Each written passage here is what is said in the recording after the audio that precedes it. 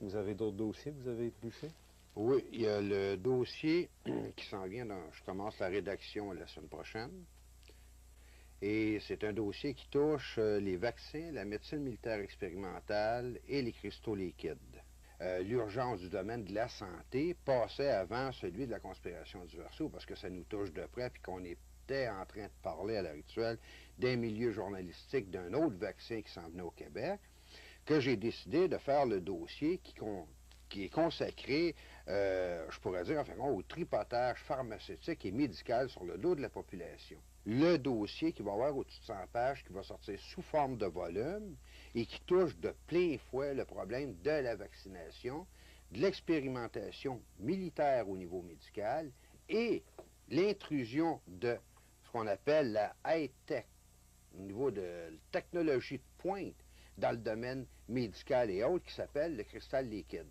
La journaliste avec laquelle j'ai parlé, on est encore en contact quand même, s'est informée auprès d'autres journalistes et elle a eu le choc de découvrir, en posant des questions, qu'il n'y a aucun journaliste qui avait fait une recherche en profondeur pour connaître qu'est-ce qui motivait une nécessité de vaccination à ce moment-là. Donc, il a été obligé de se rendre à l'évidence qu'aucun journaliste n'avait fait un travail d'approfondissement puis que le gouvernement avait passé une campagne de vaccination sans que qui que ce soit sache exactement pourquoi. Le journalisme d'enquête n'est pas une tradition et c'est excessivement malheureux parce que ça permet aux instances politiques, aux consortiums financiers de faire à peu près n'importe quoi sans être badrés par personne. Ils ont un terrain d'expérimentation parfait avec la population parce qu'il n'y a personne pour défendre et informer la population. Donc, j'ai communiqué avec cette personne qui est l'attaché de presse du cabinet du ministre parce que je voulais avoir une copie du communiqué. Le communiqué identique qui avait été remis en 92 aux journalistes pour les informer qu'il y avait un problème au niveau d'une épidémie et que ça nécessitait une vaccination à large dans la population. Donc moi, lorsque j'ai communiqué avec la personne au cabinet du ministre, on ne parle pas d'un fonctionnaire, on ne parle pas d'un sous-ministre, quoi que ça, on parle du cabinet du ministre où la décision a été prise en 92. À ce moment-là, j'ai dit, écoutez, vous parlez groupe technique sur les infections. De qui était composé ce groupe technique? J'ai jamais eu de réponse. Ça commençait très bien. On tournait autour, tu sais, sans donner de réponse. On n'a pas sous les yeux ces informations-là. Est-ce qu'il y a un endroit où je pourrais les obtenir? Ça serait très difficile. C'est terminé depuis longtemps. Mais depuis longtemps, ça fait tout de même juste un an. Okay? C'est pas un document historique. Il ne faut pas remonter au Moyen Âge pour l'avoir quand même. Tu sais? À l'intérieur de ça, tu vois, tu demandais, Québec, 2 décembre 82, ministre de la Santé et des Services sociaux du Québec, M. Marc-Yvan Côté, annonce que le gouvernement du Québec a décidé de procéder à une vaccination élargie, et ainsi de suite. Donc, c'est lui qui est en poste, c'est lui qui est en poste. Je continue à ce niveau-là. Donc, j'ai dit, qui était à la tête de ce groupe de spécialistes-là? Ah, elle m'a dit, c'est un médecin, un tel, mais il a démissionné, à date, on ne sait pas où il est rendu. Bizarre. Le ministère engage un spécialiste. Le spécialiste fait des recommandations à partir d'enquêtes, à partir d'analyses. Et tout d'un coup, le gars qui est en charge de ça, il disparaît, personne ne sait où est-ce qu'il est. Donc, j'ai dit, il est-tu possible d'avoir une copie? OK? Parce qu'il ne faut quand même pas oublier que le document que j'ai entre les mains ici, c'est le document que les journalistes ont reçu. Okay? Ils n'ont rien su d'autre que ça. Il y a 3 pages ici. Okay? Puis là, on s'est contenté de ça, puis on a dit, bon, ben, écoutez, il y a un groupe technique, on a annoncé ça aux nouvelles le soir. Bon, ben, tout le monde s'est dit, écoutez, le gouvernement prend soin de nous autres, mais personne n'a fait d'enquête pour poser des questions que moi, je pose aujourd'hui. Puis qui a surpris les gens à la salle des nouvelles pour se rendre compte qu'eux autres mêmes, personne n'avait fait leur travail dans ce sens-là. Donc, moi, je demande, j'ai dit, écoutez, j'ai dit, est-il possible d'avoir les conclusions de ce rapport-là? Savoir sur quoi ça a été basé de prendre une décision. On ne vaccine pas une population complète pour le fun. Impossible d'avoir le rapport en question. Donc là, je lis à la page 3 du document ici, à la fin de la page. Okay? Depuis le début de l'année 92, la situation épidémiologique établit à 145 cas le nombre d'infections à méningocoque déclarées au Québec, dont 14 ont entraîné le décès. Mais, la deuxième phrase est importante, à la même période, en 91 et 90, on comptait 130 et 109 cas et 16 et 8 décès. On a un choc quand on le sait, on se dit, écoute donc, en 91, il y avait 14 décès, ils n'ont jamais pensé à une campagne de vaccination. OK? Il y en avait 16 ici, c'est ça. En 91, il y avait 16 décès. On ne décide pas d'une campagne de vaccination, mais en 92, il y en a seulement 14. Là, on décide qu'il y en a une, c'est illogique. Je continue mes recherches à ce niveau-là pour pousser un peu plus loin, en fin de compte. Et à ce moment-là, j'essaie de savoir, d'un palier à l'autre, et je ne compte pas le nombre de coups de téléphone, de fax, d'interurbains, de tout ce qu'on peut imaginer pour essayer de gratter, des brides d'informations. Donc, j'essaie de découvrir quelle était la compagnie responsable de la fabrication du vaccin au Canada. Ça m'a quasiment pris une semaine pour avoir juste le nom de la compagnie, pour finir par découvrir au bout de la ligne que c'était la Connaught Laboratories située à Willowdale, en Ontario. Première chose que j'ai fait, c'est d'une façon peut-être naïve ou je ne sais pas, j'ai communiqué avec la Connaught Laboratories en Ontario. Je lui ai envoyé un fax, je les ai appelés, j'ai dit, écoutez, je serais intéressé de savoir quels sont les autres produits pharmaceutiques que vous fabriquez. J'ai eu affaire à une gang de paranoïaques. Ils se sentaient menacés, on ne voulait pas répondre aux questions, ça ne me regardait pas, même si je leur disais, écoutez, c'est de l'information publique. Je peux l'obtenir ailleurs, bien c'est ça, obtenez-la ailleurs, monsieur. Ça a été la réponse de la compagnie qui avait fabriqué le vaccin.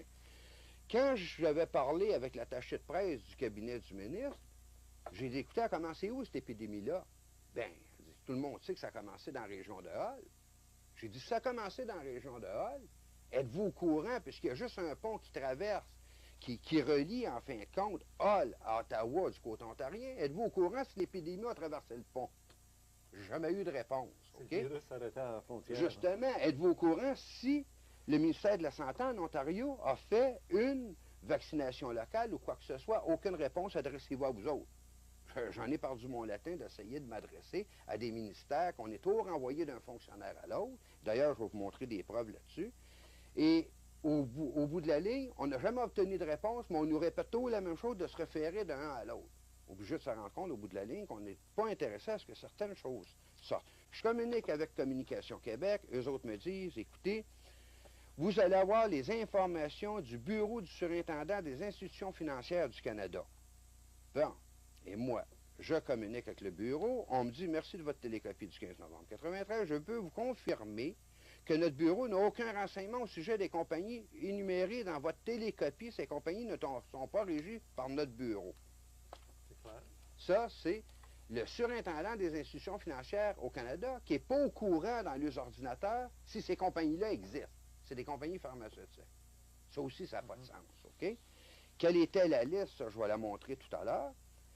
Donc, on me réfère en recommuniquant avec Communication Québec, on me réfère encore une fois à un autre bureau du gouvernement fédéral qui est le bureau de l'Industrie Sciences Technologies Canada. Moi, j'appelle un bonhomme qui s'appelle Steve Charles, S-C-H-A-R-S. Je lui demande, j'ai dit, écoutez, j'ai une liste de compagnies pharmaceutiques et autres. Êtes-vous capable de me sortir des informations? Quelles sont ces compagnies-là? Quelle place qu'elles sont situées au Canada? Quels sont les produits qu'elles fabriquent? Aucun problème, monsieur, envoyez-nous ça, on a toutes les informations. Okay? Donc, j'envoie à ce monsieur Char, en fin de compte, un fax pour lui demander, écoutez, Industrie, Sciences, Technologies Canada, informations concernant les compagnies affiliées à la CDC Life Sciences Incorporated, parce que j'avais fait des recherches dans le volume publié par Statistique Canada au niveau des liens de compagnie des liens de parenté entre compagnies. J'avais découvert que la Connaught Laboratories, qui a fabriqué le vaccin contre la méningite, appartenait à un consortium qui était la CDC Life Sciences Incorporated, sur laquelle j'ai jamais eu aucune information. Mais ce qui était quand même important de remarquer, c'est que cette CDC Life Sciences Incorporated est une compagnie qui contrôle, et là, la liste est quand même assez impressionnante au niveau de mes notes personnelles ici. Elle a un 12,6% de contrôle au niveau des investissements dans l'Institut Mérieux, qui est un institut de produits pharmaceutiques français, 100% de contrôle dans 2 compagnies à numéro, 100% de contrôle dans le Bio Research Laboratories, Bayer?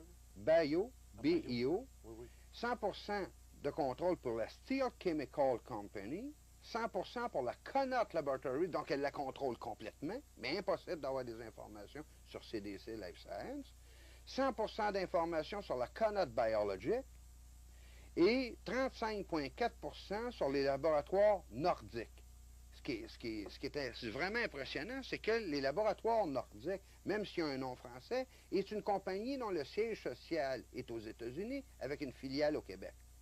Donc là, on se pose des questions. En plus, ce que j'ai découvert, si on prend le lien de code ici de cette CDC Life Science Incorporated, on découvre qu'elle a 19,3% d'investissement dans les actions de la Caisse de dépôt et de placement du Québec.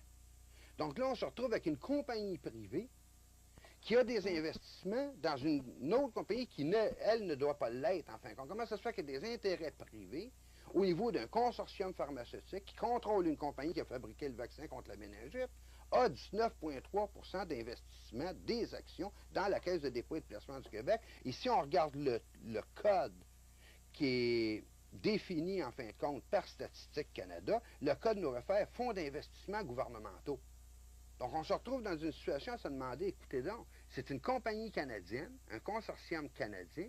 Comment est-ce que ce consortium canadien peut avoir des fonds d'investissement gouvernementaux dans la Caisse de dépôt et de placement du Québec? Je n'ai jamais eu de réponse là-dessus. Encore beaucoup moins. Poussez encore un peu, puis vous aurez peut-être des démissions demain matin au gouvernement. Soit des émissions, des démissions ou des moyens de pression qui vont m'être faits ou une tentative d'assassinat ou peut-être même, je ne sais pas, moi, une arrestation ou quoi que ce soit, tu sais, démolir la réputation de quelqu'un pour être sûr, en fin de compte, que la personne ne peut pas continuer son travail. C'est une de leurs spécialités la plupart du temps. On veut pas, on m'accuse à l'heure actuelle au niveau journalistique, ces compagnies-là m'accusent et même certains fonctionnaires m'accusent de créer un mystère autour de cette situation-là, alors qu'en réalité, c'est pas moi qui crée le mystère. On crée au niveau gouvernemental, on crée délibérément un mystère en refusant de fournir des informations et des réponses sur un dossier, en fin de compte, sur des informations qui sont publiques dans une société démocratique, OK? Parce que ces compagnies-là sont enregistrées quelque part. Ça, c'est juste la pointe de l'iceberg. Moi, quand j'ai parlé avec le journaliste de la salle des nouvelles de Radio-Canada, d'ailleurs, on doit se rencontrer à un moment donné, parce que je parlais des différents développements au niveau de la recherche militaire produite par la CIA aux États-Unis au niveau des vaccins, des choses comme ça. Et j'ai dit, écoutez, il ressort des enquêtes et des résultats obtenus à date qu'il est possible d'administrer un vaccin à l'intérieur duquel il semble rien y avoir en apparence et qui ne soit pas offensif pour la santé d'aucune manière.